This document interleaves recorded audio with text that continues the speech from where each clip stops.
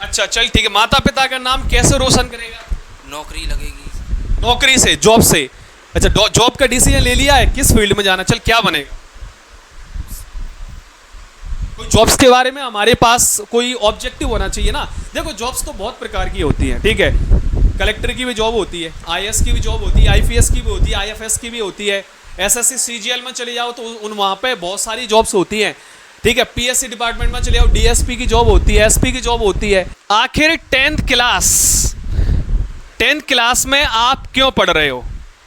मतलब जो भी हम काम लाइफ में करते हैं तो उस काम का करने का कुछ ना कुछ तो वजह होना चाहिए, है ना। यदि वजह अपने पास है तो उस काम को करने में हमारा क्या लगेगा? मन लगेगा। यदि वजह तुम्हारे पास करने के लिए नहीं है तो तुम्हारा क्या नहीं लगेगा? उसमें वह मन नहीं लगेगा। ऑब्वियसली तुम यहाँ पर आए हुए हो, काफ़ी सारे यहाँ पे स्टूडेंट्स बैठे हुए हैं, ठीक है। अभी जैसे कि ये 10th क्लास का बैच है, you are studying in 10th class, तुम यहाँ पे 10th क्लास में पढ़ रहे हो। कोई भी ऐसा स्टूडेंट्स जो यहाँ पर आके बताए कि 10th क्लास में क्यों पढ़ रहे हो, 10th क्लास से तुम क्या पाना चाहते हो। देखो जैसे अभी अक्टूबर का मंथ चल रहा है, ठीक है। कुछ महीनों के बाद तुम्हारा जो फाइनल एग्जाम आ जाएगा, फरवरी के महीने में तुम्हारा फाइनल एग्जाम है, उसके बाद तुम एग्जाम दोगे, तुम्हारा 10th निकल जाएगा। लेकिन उस एग्जाम को क्यों दे रहे हो, समझ में आ रहा है? उसका कारण तो हमारे पास होना चाहिए ना। देखो एक स्टूडेंट हो ना, तुम कौन हो? एक स्टूडेंट।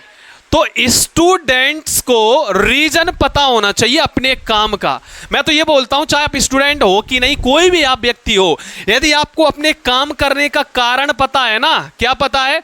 कारण, तो आपका मन उस काम करने में जबरदस्त लगेगा और उस काम को आप जबरदस्त अंदाज में करोगे। तो कोई भी 2 स्टूडेंट यहां पर आए और मुझे बताएं कि मैं 10th में क्यों पढ़ रहा हूं, 10th करके मैं क्या हासिल करना चाहता हूं। Any 2 students can come here, boys and girls, दोनों में से कोई भी आ सकता है। Anybody can come here. मतलब यहां पर आने में पसीने छूट रहे हैं, मतलब सोचिए यहां पर आने में पसीने छूट रहे हैं। आने वाले टाइम में तुम कैसे इंटरव्यू दोगे? आजकल की जो बड़ी बड़ी जॉब्स होती है ना, आईपीएस, आईएएस, ठीक है, और भी जो बड़ी बड़ी सुप्रीम जॉब्स होती हैं उनमें इंटरव्यू लगता है और इंटरव्यू में पर्सनालिटी टेस्ट होता है। पर्सनालिटी टेस्ट में ये देखा जाता है कि तुम्हारी बोलने की जो कला है वो क्या है, मतलब तुम अपनी नॉलेज को कैसे पैनल्स के सामने, लोगों के सामने रिप्रेजेंट कर रहे हो। क्योंकि जहां पर जॉब करोगे ना वहां पे तुम्हें अपना टैलेंट का यूज करना पड़ेगा, लोगों से बातचीत करनी पड़ेगी। यहाँ पर तुम बातचीत नहीं कर पाओगे तो फिर क्या, क्यों पढ़ रहे हो फिर? ठीक है, चलो नितिन आ गया बॉयज ग्रुप में। गर्ल्स ग्रुप में कोई आ सकता है? एनीवन? लड़कियां तो भाई बहुत ज्यादा शर्मा रही हैं। अच्छा, मम्मी पापा इसलिए फीस दे रहे हैं कि शर्माओ और वापस घर पे लौट के आ जाओ। पापा से पूछना पैसे फीस के कैसे दिए, वो क्या तुमसे चाहते हैं? तुम्हारी शर्म से क्या कम कीमती है उनकी उम्मीद है, उनके पैसे? वो एक कहावत नहीं सुनी, जिसने किया शर्म उसके फूटे कर्म। तो शर्म कर रहे हो, तुम्हारे कर्म खुद ही क्या हो रहे हैं? खराब हो रहे हैं, समझ रहे हो? फांसी चढ़ रही है यहाँ पे, आ जाओ जल्दी। कोई नहीं आएगा इतनी बात बोलने पर। यदि कोई मुझसे बोलता ना इतना, तो मैं तो ये मान के चलो कि नरेंद्र मोदी से लड़ जाता। बाद में होगा देखा जाएगा। ठीक, एक्चुअली मैं अपना एग्जांपल देना चाहूँ तो सबसे पहले देखो, जैसे कि तुम लोग सब गांव से बिलोंग करते हो, मैं भी गांव से ही हूँ, तुम लोग अच्छी तरीके से जानते हो। सोचो मैंने कहाँ पर पढ़ाया है? राजधानी, भारत की राजधानी कहाँ है? सोचो दिल्ली में पढ़ाया है, और वो भी कहाँ पर? जहाँ पर कॉलेज के स्टूडेंट बैठे थे।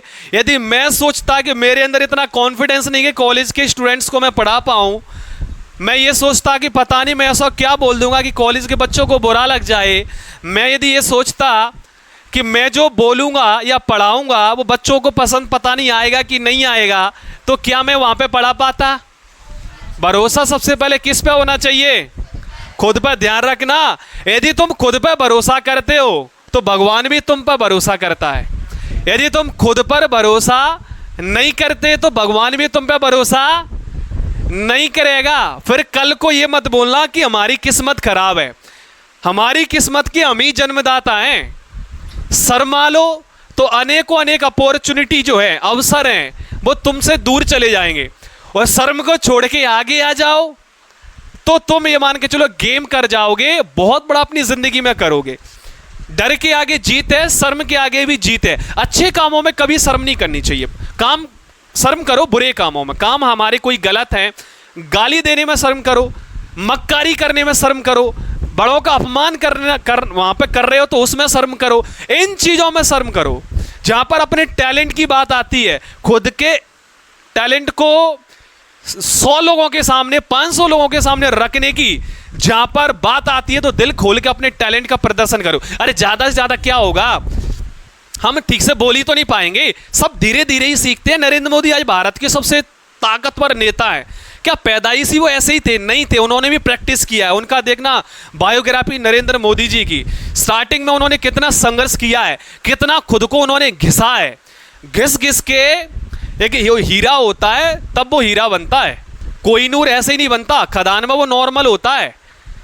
जितनी ज़्यादा घिसाई उसकी होती है उतनी उसकी कीमत बढ़ती है। तो यहाँ पे तुम्हारी घिसाई चल रही है। 10th क्लास क्या एक बेसिक क्लास है, यहाँ पे तुम्हारी हर प्रकार से घिसाई होगी, चाहे पढ़ाई के रूप में हो, चाहे पर्सनैलिटी टेस्ट के रूप में हो, चाहे एग्ज़ाम के रूप में हो, या बातचीत सिखाने के रूप में हो।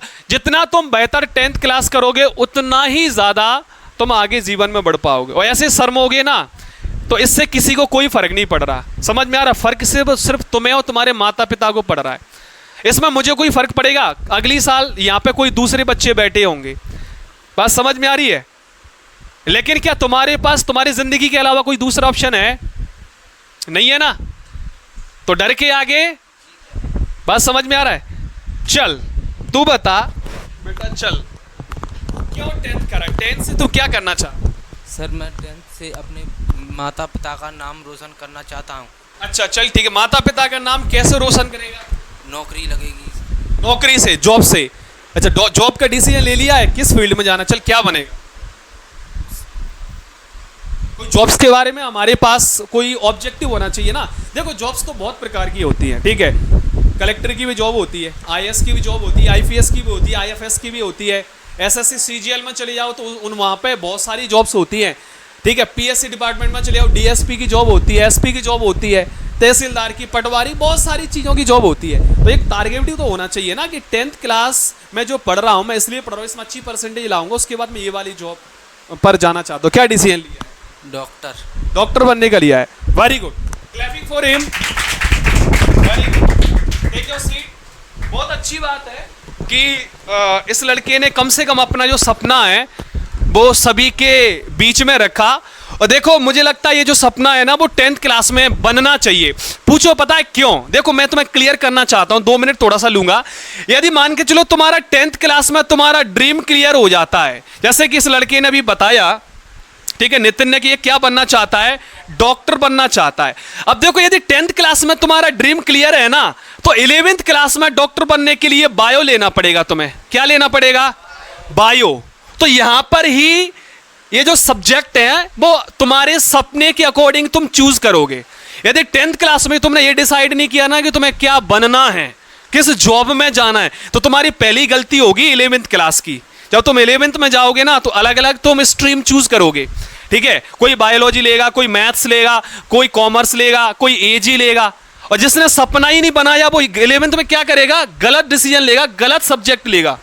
बात समझ में आ रहा? फिर बाद में पछताएगा आफ्टर 12th, अरे वो 10th में मैं ये वाला सब्जेक्ट ले लेता तो आज बढ़िया रहता, मेरी जल्दी जॉब लग जाती।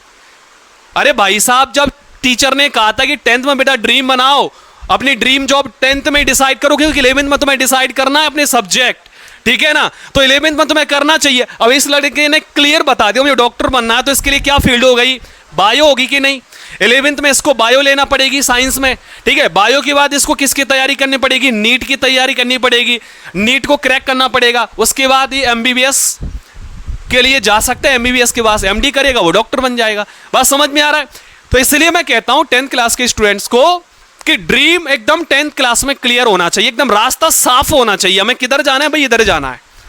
यदि रास्ता तुम्हारा साफ है, चौराहे पर तुम खड़े हो, तुम भटकोगे नहीं। रास्ता तुम्हारा साफ नहीं है, चौराहे पर खड़े हुए हो, तो तुम क्या बोलो कहां जाना है? कि भाई कहीं भी चले जाएंगे। किधर जाना? इधर उधर इधर इधर। खुद ही पता नहीं किधर जाना, तुम कहीं पर भी नहीं जा पाओगे। तो सबसे पहले क्या करोगे, 10th क्लास में अपने ड्रीम्स क्लियर करो। बात समझ में आ रही है? और मैं सभी बच्चों से कहूंगा मुझे कल अपने सारे ड्रीम्स बताएंगे और मैं तुम्हें अपनी ड्रीम्स के अकॉर्डिंग तुम्हें गाइड करूंगा, उसकी जानकारी प्रोवाइड करूंगा, कोशिश करूंगा कि तुम्हारे रास्ते हैं वो साफ हो, क्योंकि मेरा काम गाइड करना है, तुम्हें एक दिशा देना है, एक साफ दिशा देना है। बात समझ में आ रहा है? चलिए आज की वीडियो में इतना ही।